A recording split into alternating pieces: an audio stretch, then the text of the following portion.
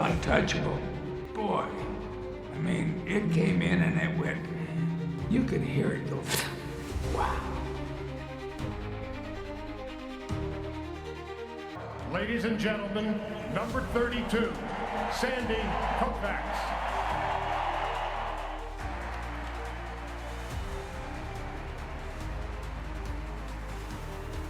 "49 years after Sandy's perfect game, Ben would call the most recent no-hitter thrown by a Dodger, who, like Sandy, has his own collection of Cy Young awards. Ladies and gentlemen, number 22, Clayton Kershaw.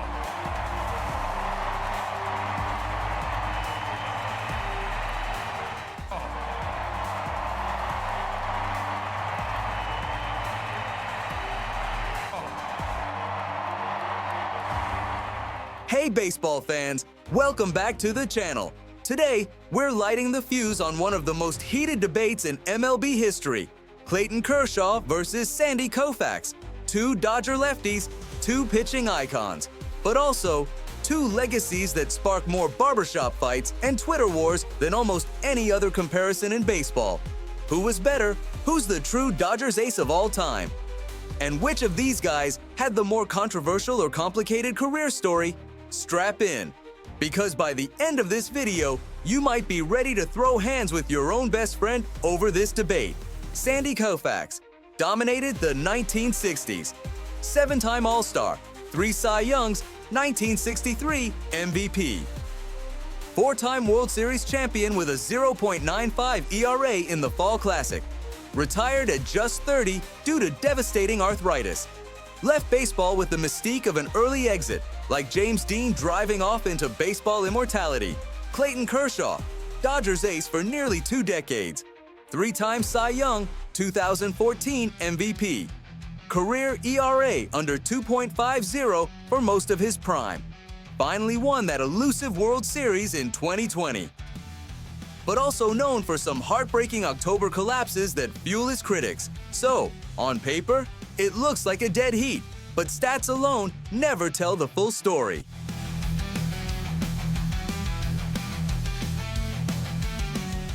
First of all, how do you top the opening day performance you had Dodger Stadium with Sandy Koufax in the house? Obviously, get a win, kind of get the monkey off your back, learn how to win again is a lot of fun. So, there's other starts that come up, and we got 161 more games after that. So you gotta figure it out. Dominance versus era context. Let's talk level of dominance. Koufax's peak from 1962 to 1966 might be the most dominant 5-year stretch ever.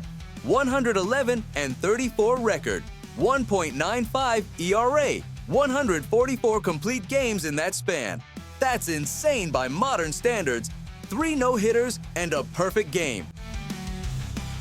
Kershaw's peak, roughly 2011 to 2017, was also jaw-dropping. 118 to 41 record, 2.1 ERA, 3 Cy Youngs, an MVP, best K to BB ratio of any starter over 7 years. But let's throw this spicy wrench in. Koufax pitched in an era of huge ballparks, no DH, and a raised mound. I say to all the guys, I said, I don't think anybody threw harder than Koufax. For me, I don't know, I think Koufax's was the most consistent of any fastball that I had to face, day in, day out. Pitchers ruled the day.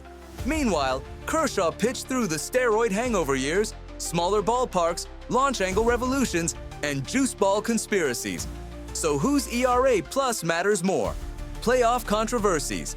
Here's where things get downright nasty. Playoff legacies. Koufax, absolute October assassin. 0.95 ERA across 8 World Series starts. Famously pitched Game 7 on just 2 days rest in 1965 and shut out the Twins. Pitched with a swollen elbow that looked like a grapefruit.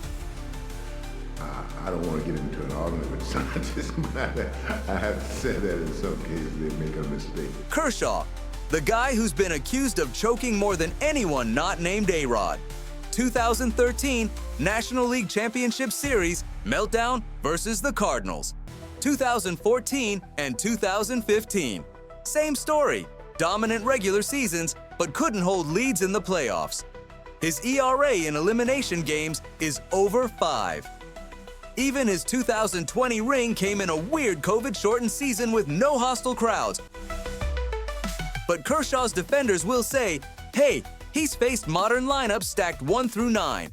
Koufax was often facing scrappy lineups with 2 or 3 real threats. You try shutting down a 2020's top order filled with .900 OPS mashers. So, what's fair? Does Koufax get immortalized because he walked away before he could ever blow a postseason series? Or does Kershaw deserve more credit for gutting it out year after year, with all eyes on him, under the pressure cooker of modern social media? The medical and ethical spice. Let's pour some extra gasoline on this fire. Koufax's arthritis story is legendary. He literally pitched through excruciating pain, icing his elbow for hours after games, taking cortisone shots just to get on the mound. But flip that narrative. In today's world, people might question, was it ethical for the Dodgers to keep running him out there knowing they were destroying his arm? Was he basically sacrificed for rings? Meanwhile, Kershaw's also been plagued by injuries. Back flare-ups, shoulder issues, hip problems. Except modern medicine keeps patching him up. Is that heroic durability? Or a reason he's often running on fumes come October? Now let's talk about something fans whisper but hardly ever say on TV.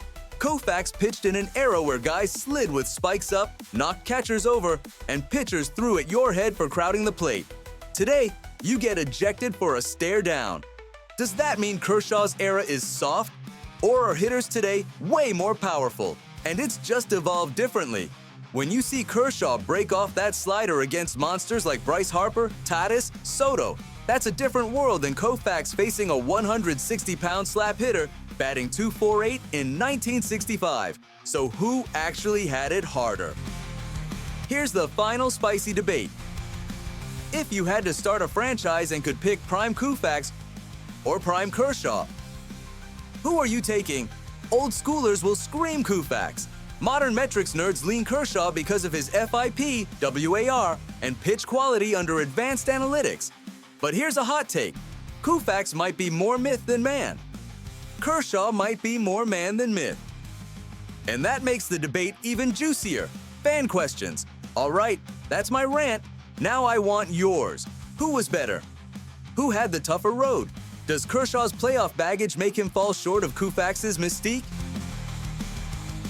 Or does Koufax's short career mean he dodged the downturns that always come with time? Drop your spiciest takes in the comments. I promise I'll be jumping in to argue back.